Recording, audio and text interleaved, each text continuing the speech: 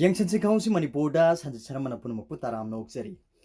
ꯉꯁꯤ ꯃꯌꯥꯝ ꯃꯐꯝꯗ ꯑꯩꯅ ꯄꯨꯖꯔꯤꯕ ꯚꯤꯗꯤꯑꯣꯁꯤ ꯍꯟꯗꯛꯇ ꯂꯣꯛꯗꯥꯎꯟꯅ ꯃꯔꯝ ꯑꯣꯏꯗꯨꯅ ꯃꯤꯄꯨꯝ ꯈꯨꯗꯤꯡꯃꯛ ꯊꯣꯛꯄ ꯌꯥꯅꯗꯕꯗꯒꯤ ꯃꯔꯨꯑꯣꯏꯅ ꯃꯍꯩꯔꯣꯏꯁꯤꯡ ꯁ꯭ꯀꯨꯜ ꯀꯣꯂꯦꯖ ꯑꯝꯇ ꯀꯥꯟꯅꯗ꯭ꯔꯦ ꯃꯗꯨꯅ ꯃꯔꯝ ꯑꯣꯏꯗꯨꯅ ꯒꯣꯚꯔꯟꯃꯦꯟꯠꯅ ꯃꯍꯩꯔꯣꯏꯁꯤꯡꯁꯤꯒꯤꯗꯃꯛ ꯈꯜꯂꯒ ꯍꯥꯏꯗꯤ ꯌꯨꯝꯗ ꯂꯩꯅ ꯂꯩꯅ ꯃꯍꯩ ꯇꯝꯕ ꯌꯥꯅꯕ ꯑꯃꯗꯤ ꯇꯦꯛꯁ ꯕꯨꯛꯁꯤꯡ ꯑꯣꯟꯂꯥꯏꯟꯒꯤ ꯈꯨꯠꯊꯥꯡꯗ ꯗꯥꯎꯟꯂꯣꯗ ꯇꯧꯅꯕꯒꯤꯗꯃꯛ ꯑꯗꯨꯒꯨꯝꯕ ꯋꯦꯕꯁꯥꯏꯠ ꯑꯗꯒꯤ ꯃꯣꯕꯥꯏꯜ ꯑꯦꯄ꯭ꯂꯤꯀꯦꯁꯟꯁꯤꯡ ꯂꯣꯟꯆ ꯇꯧꯈ꯭ꯔꯦꯀꯣ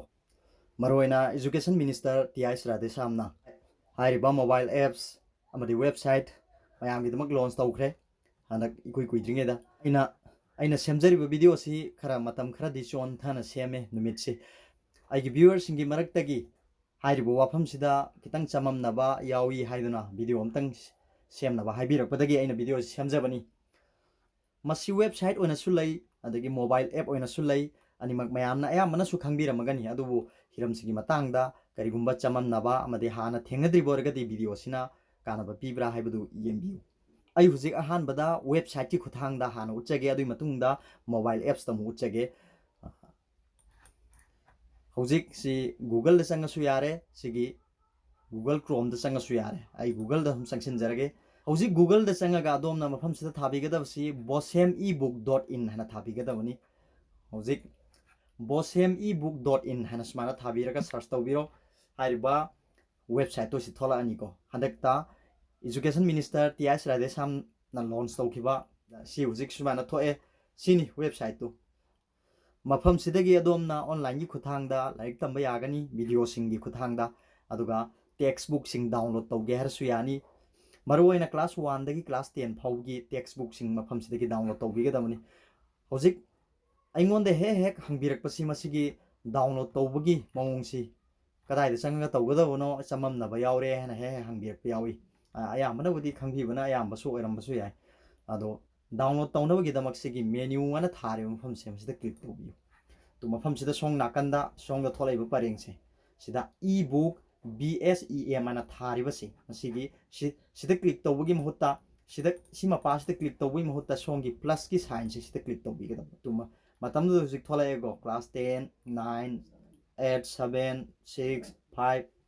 ꯀ꯭ꯂꯥꯁ 1ꯗꯒꯤꯅ 10 ꯐꯥꯎꯕꯒꯤꯅꯤ ꯃꯐꯝꯁꯤꯗ ꯐꯪꯒꯗꯧꯔꯤꯕ ꯇꯦꯛꯁ ꯕꯨꯛ ꯑꯗꯨꯅ ꯍꯧꯖꯤꯛ ꯈꯨꯗꯝ ꯑꯣꯏꯅ ꯀ꯭ꯂꯥꯁ 1ꯒꯤ ꯑꯩ ꯗꯥꯎꯟꯂꯣꯗ ꯇꯧꯒꯦ ꯈꯜꯂꯁꯤ ꯃꯐꯝ ꯁꯤꯗ ꯅꯝꯕꯗ ꯆꯠꯂꯣꯏ ꯁꯤꯒꯤ ꯖꯒꯥꯁꯤꯗ ꯅꯝꯕꯗ ꯆꯠꯂꯣꯏ ꯁꯣꯝꯒꯤ ꯄ꯭ꯂꯁ ꯁꯥꯏꯟꯅ ꯅꯝꯕꯤꯒꯗꯕꯅꯤ ꯁꯤ ꯅꯝꯕ ꯃꯇꯝꯗ ꯀ꯭ꯂꯥꯁ 1ꯒꯤ ꯑꯣꯏꯅ ꯐꯪꯕ ꯂꯥꯏꯔꯤꯛꯇꯨ ꯁꯤꯗ ꯂꯩꯔꯦ ꯃꯅꯤꯄꯨꯔꯤ ꯂꯥꯏꯔꯤꯛ ꯂꯥꯏꯁꯨ ꯍꯥꯏꯗꯅ ꯁꯤ ꯗꯥꯎꯟꯂꯣꯗ ꯇꯧꯒꯦ ꯍꯥꯏꯁꯨ ꯌꯥꯔꯦ ꯑꯗꯨ ꯈꯨꯗꯝ ꯑꯣꯏꯅ ꯑꯩ ꯍꯧꯖꯤꯛ ꯀ꯭ꯂꯥꯁ 10ꯒꯤꯗ ꯍꯧꯖꯤꯛ ꯆꯪꯁꯤꯟꯖꯒꯦ ꯀ꯭ꯂꯥꯁ 10ꯒꯤ ꯑꯣꯏꯅ ꯁꯤ ꯄ꯭ꯂꯁ ꯁꯥꯏꯟꯁꯤꯗ ꯅꯝꯕꯤꯒꯗꯕꯅꯤ ꯅꯝꯕ ꯃꯇꯝꯗ ꯍꯧꯖꯤꯛ ꯊꯣꯛꯑꯦꯀꯣ ꯃꯥꯒꯤ ꯁꯕꯖꯦꯛ ꯈꯨꯗꯤꯡꯃꯛ ꯁꯤ ꯑꯦꯗꯤꯁꯅꯦꯜ ꯏꯪꯂꯤꯁ ꯂꯩꯔꯦ ꯍꯥꯌꯔ ꯃꯦꯊꯃꯦꯇꯤꯛ ꯀꯟꯇꯦꯟꯁ ꯂꯩꯔꯦ ꯑꯗꯒꯤ ꯍꯥꯌꯔ ꯃꯦꯊꯃꯦꯇꯤꯛꯁ ꯕꯨꯛꯁ ꯂꯩꯔꯦ ꯍꯣꯝ ꯁꯥꯏꯟꯁ ꯃꯅꯤꯄꯨꯔꯤ ꯂꯣꯟꯃꯤꯠ ꯑꯃꯁꯨꯡ ꯂꯣꯟꯖꯟ ꯒ꯭ꯔꯥꯃꯥꯔ ꯂꯩꯔꯦ ꯑꯗꯒꯤ ꯅꯣꯡꯏꯟ ꯑꯗꯒꯤ ꯁꯥꯏꯟꯁ ꯕꯥꯏꯑꯣꯂꯣꯖꯤ ꯕꯨꯛ ꯂꯩꯔꯦ ꯀꯦꯃꯤꯁꯇ꯭री बुक लेरे फिजिक्स की लेरे अदगी फाइन आर्ट्स लेरे अदो खुदम मोइना फरे आई सिगी फिजिक्स की लाइरिक से लौगे खल्लगदी सिदा सुम क्लिक तौबिरो सिदा क्लिक तौ मतम तु को do you want to download अना सी अदम सिगी हारिबा टेक्स्ट बुक से डाउनलोड तौबो पामब्रा हैना सिदा डाउनलोड चंग्रगदी अदम डाउनलोड त मसाना यौरनी फाइल से PDF फाइल नि अदो हुजिकान गी एंड्रॉइड वर्जन अनौबो सिंगददी PDF रीडर है PDF फाइल की व्यू तौननबा अदुगुंबा एप सिंग लोइना मसाना याउजरे अदुबो खरा लीब मोबाइल सिंगददी तोंगाना PDF व्यूअर अमा डाउनलोड तौबिगदमने प्ले स्टोर दगी Adobe Acrobat Reader हैना अमा लैबने अदु सुम डाउनलोड तौबियु खुदम मोइना आई हुजिक उच्चगे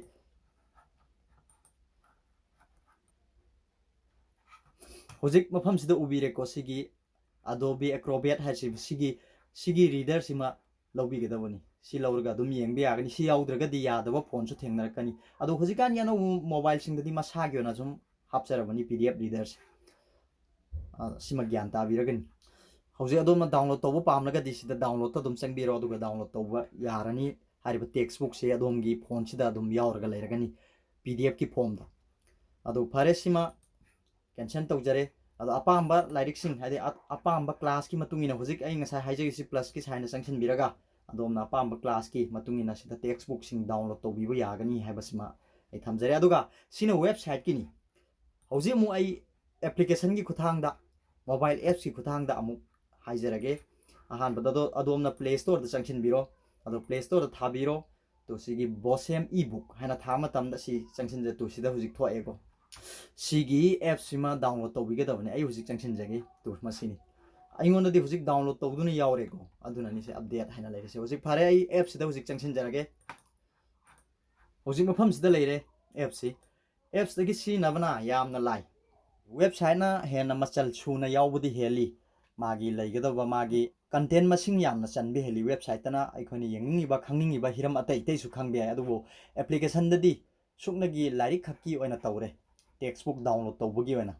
मफम सिदा बुक साइबमगा क्वेश्चन हाइबमगा अनि स्पीरे अदो क्वेश्चन डाउनलोड तौगे हरगदि मफम सिदा चंगबिगदमनि बुक साइरगा अदुगा टेक्स्ट बुक डाउनलोड तौगे हरगना मफम सिदा चंगबिगदम होजे क्वेश्चन डाउनलोड तौबम सिदा यमतंग चंगजगे अदुबो हौजिकमक्कीदी क्वेश्चन सिंग फंगद्री सी क्लास 1 गी मोइना सी क्लास 10 गी संगसिको क्लास 10 गी सु no subject found for this class अन लेरे हौजिक फाउगी ओना क्वेश्चन हापत्री अदो फारे बुक्स ता चंगलगा लाइरिक ओना टेक्स्ट बुक ओना डाउनलोड तौसी सी क्लास 10 दा संगसिको क्लास 10 दा संग मतमदा सिदा पीरे तो टेक्स्ट बुक लोइना मागी सब्जेक्ट तुगी ओना पीरे खुदम ओना साइंस से डाउनलोड तौगेना खलसी से संगसिन बिरो संग मतमदा ऑनलाइन हना अमगा डाउनलोड हना मगा पीरे ऑनलाइन सिदा ओरगना आई डाउनलोड ती तौदना आई लाइरिक पाजगे ऑनलाइन दा पागे हरगदि संगसिन बिरो हुजिक येंगसी तो सिदा लेरे मागी साइंस की ओना मागी चैप्टर सिंग लेरे को आई इलेक्ट्रिसिटी सिदा संगसिन लगा आई हुजिक येंगसी हुजिक थोलखरे तो टेक्स्ट बुक ता लेरि दुगा चप मानना मफम सिदा हुजिक फंगनी सिना डाउनलोड तौदना इसागी फोन दगी अदुम पाननबनी मागी लेसन सिंगसे सिंखत सिंखलगा अदुम पानिंग बसुम पाबी आइको लोइना से लाइक तो पाबदु चप मानना अदुगा सिगी मयेक सि पिक मल्ली हरगा सो अदुम जूम तौथोक लगा येंगे हरगा सो तो जूम तौरगा पाबी आइ सुमाइना सब्जेक्ट खुदिंग मक्की सुमाइन सुम लोइना पाबी आइ सिना डाउनलोड तौदना पाबगिनी हुजिक मु डाउनलोड तौबगी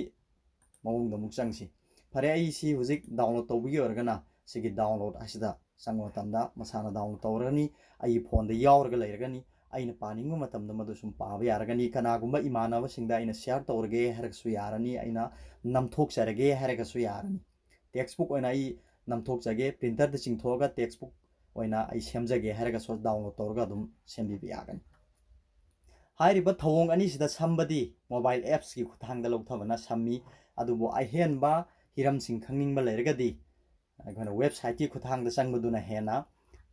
वेबसाइट की खुथांगदा संगबसिना अखोना हिरम अयामबा लोइना खंगबा ngамमेको हाइरिबा वेबसाइट सिगी मरमदा करी करी आइना अतोपा अहेनबा खंगनिंगबा लेरगसु सिदा वीडियो की खुथांगदा खोइदा लाइक ओजा सिंगना लाइक तंबीबगी मओंग लोइना सिदा यावरगा लेरे अहेनबा दोमना पानिंगबा लेरगसु यारनी अदुना ngasiगी वीडियो सिदी सिखक्तनी आई कमेंदा वीडियो से सेमनबा हाइबिरकपदगी हाइदी डाउनलोड तौबई मतंगदा चममनबा लेरे वेबसाइट ती सुमाइना लॉन्च तौखरे हाइ मोबाइल एप्स ती सुमाइना लॉन्च तौखरे हाइ अखोइना टेक्स्ट बुक सिंग मतौ करम डाउनलोड तौगदगे हाइबदी मतंगदा चममनबा लेरे हाइदुना हाइबिरकपदगी वीडियो सी सेमजबनी हानादगी खंगबिबा सिंगिदी फरे अदुबु हिरमसि मतंगदा थेंगद्रिबा सिंगरगदी कानाबा लौसिंग खरा फंगदरा खंदना आइना वीडियो सी सेमजबनी ngasigyonadi matang sida video si loisinjargi